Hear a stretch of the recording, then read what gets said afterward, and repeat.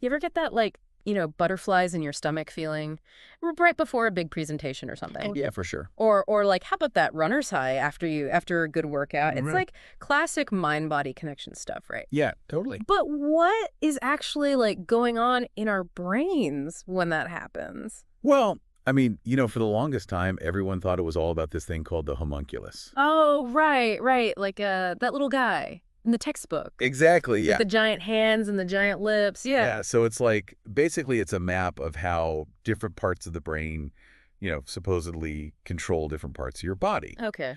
But it turns out that's not really the whole story. Really? Yeah. Interesting. So there's this new study from Washington University, just came out in Nature, Oh, wow. and it's kind of like blown the lid off of how we think about the brain, like in terms of movement and thoughts, Yeah. and even like our internal state. So, okay, hold on. Like, break that down for me a little bit. What did they actually find? Okay, so they used fMRI scans on 7 people, Okay. and then they compared those results to like huge data sets like the Human Connectome Project, which ended up being data from like 50,000 people. Wow, that's a lot of data. Yeah. And so basically what they found was there's this whole network of brain areas within like the motor region Mm-hmm. that nobody had really noticed before. Oh, wow. Okay, so not just the homunculus, but like a whole new something else. Exactly. Wow. Yeah. They call it the Somato-Cognitive Action Network, Somato-Cognitive Action Network. or SCAN. Scan. Yeah. And it's not just like moving your limbs, like, your arms and legs. Right. It's got connections to parts of the brain that have to do with thinking and planning and even like pain and even regulating, things like blood pressure and your heart rate. Okay, wait, hold on. So is this where my heart races when I get like anxious? Is that scan at work? It could be. Interesting. Yeah, it's possible for sure.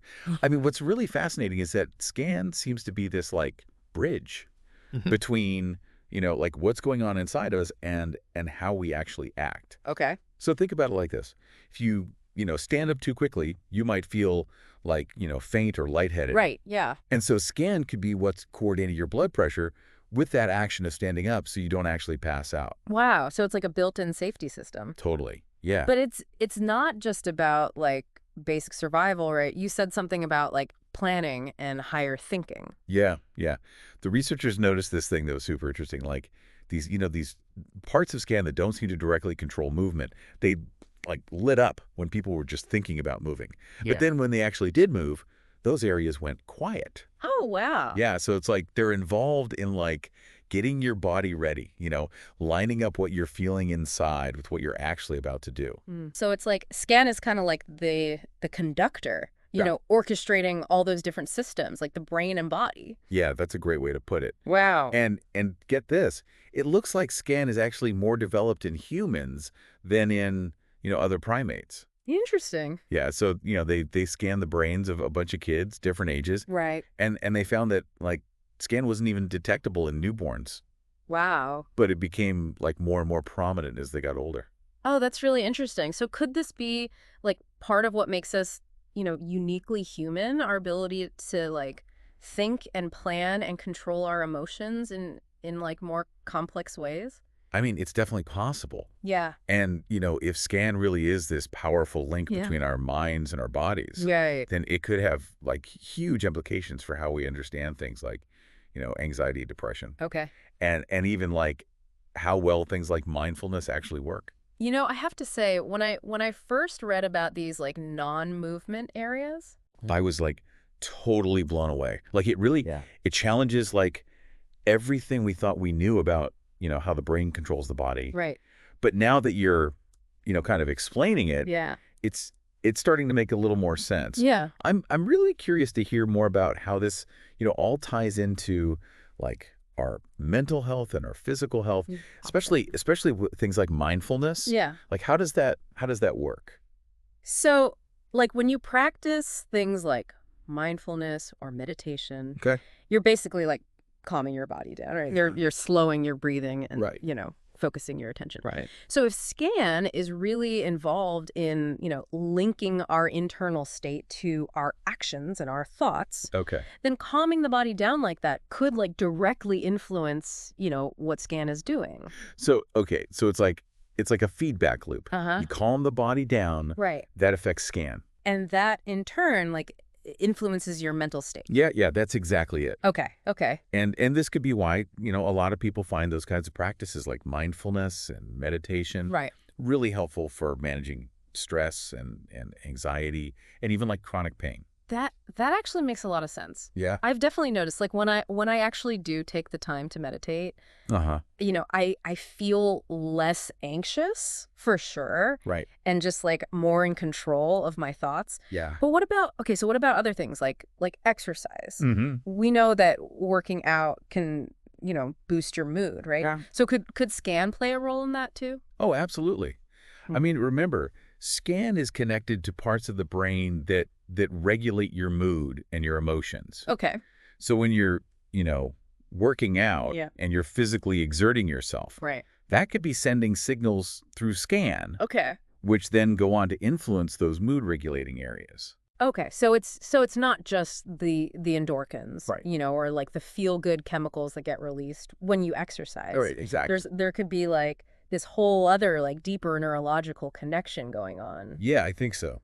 because of scan. Because of scan, yeah. Wow, that's really interesting. And, this research, it even helps explain like some specific conditions. Okay. Like, for example, they found that stimulating the vagus nerve, Oh. which is, this major nerve that runs through your body, it connects to a bunch of different organs, Right. could actually help alleviate depression. Oh yeah, I've heard about that. Vagus nerve stimulation. I Right. think they use that to treat epilepsy too, don't they? Yeah, that's right. Okay. And because, the vagus nerve is so important in regulating, how your internal organs function, Right. stimulating it might be a way to influence scan Okay. and its connection to those mood regulating areas in the brain. So by like calming the body down Yeah. through vagus nerve stimulation, Right. you could like potentially impact the mind Oh, and, yeah. and alleviate, depressive symptoms. Yes. It's kind of like using the body to like hack the brain almost. I mean, yeah, I guess in a way that's kind of what it is. Wow, that's fascinating. Yeah. And the research team, they also pointed out how scan could explain like, why anxiety might make some people pace.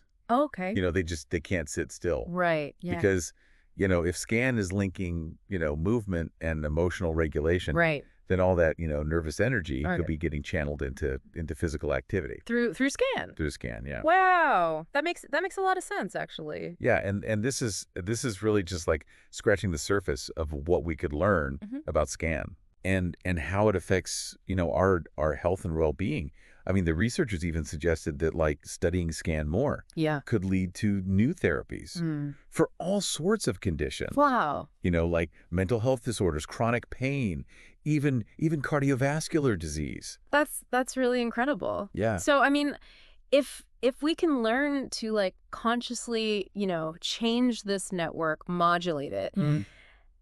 the possibilities seem like almost limitless. Right. Like could we train ourselves to control our blood pressure or our heart rate Yeah. just by like using our minds? I mean, it's like we've discovered this whole new like frontier in understanding the mind-body connection. Yeah. But like, how do we actually like explore it? What can people listening like actually do with this knowledge about scan? Well, I think the really exciting thing is that this opens up so many different like avenues to explore. Okay. And just like being aware of scan. And how it might be affecting, what you experience every day. Right. That in itself can be really powerful. So like paying attention to those subtle connections Mhm. between like our thoughts, our feelings, and like our physical sensations. Exactly. Yeah. Like notice how your body reacts in different situations. Right.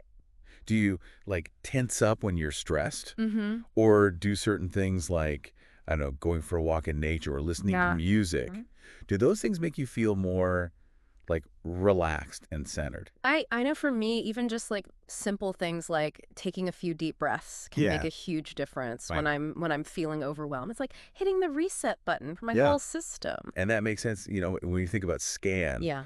because those deep breaths, they're calming your nervous system down, Okay. which could then affect, how scan is working. Right. And that in turn can, affect your mental state. Yeah, it's amazing to think that we we might have this built-in abilities Right. to regulate our emotions and even like influence our physical health Hmm. just by like tapping into this network. Totally. Wow. And like I said, this is just the beginning. I mean, there's still so much that we don't know about SCAN, Right. but the research team, they're already saying that, doing more research on this could lead to new therapies Okay. for a bunch of different conditions.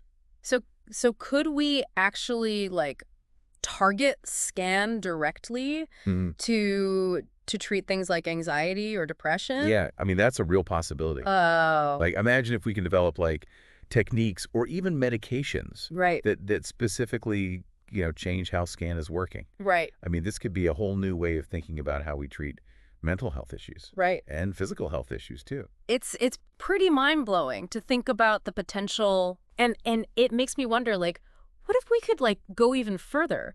Could we use this, what we know about SCAN, to like enhance like human performance Mhm. or like speed up healing or something like that? I mean, that's a great question. Yeah. If SCAN really is this powerful connection Hmm. between our minds and bodies, Right. then it makes sense that learning to control it could open up all kinds of new possibilities. Yeah, wow. Yeah. This has been like such an eye-opening deep dive. Yeah. So for anyone listening who wants to like learn more about this, like where should they start? Well, I mean, the original research article from Washington University, Okay.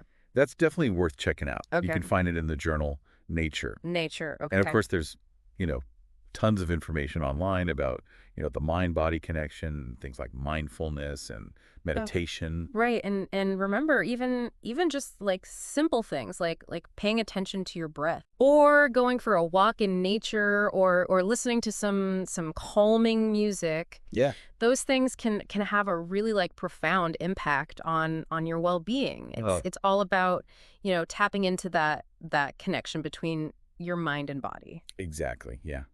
Well, on that note, I think it's time to wrap up this deep dive. Okay. Thanks for joining us. It was And fun. keep exploring. Yeah, for sure.